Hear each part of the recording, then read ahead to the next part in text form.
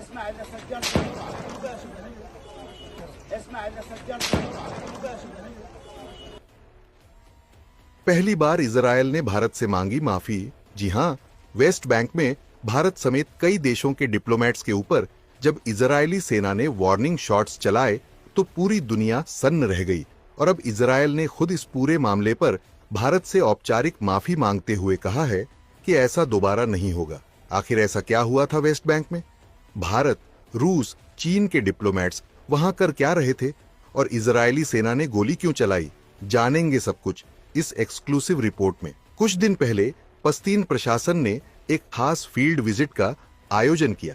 इसका मकसद था कि दुनिया के ताकतवर देशों के डिप्लोमेट्स को वेस्ट बैंक की ग्राउंड सिचुएशन और रिफ्यूजी कैंप्स की हकीकत दिखाना।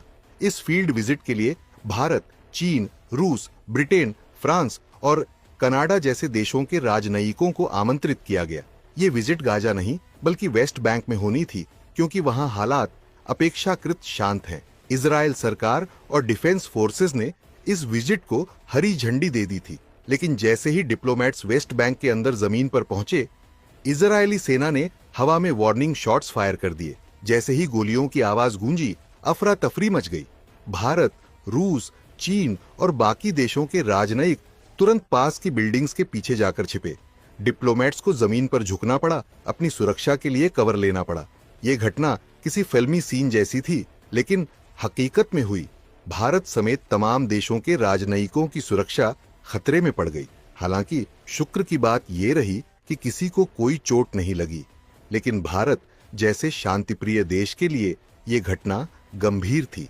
इस घटना के बाद इजरायली डिफेंस फोर्सेस की तरफ से आधिकारिक बयान जारी हुआ।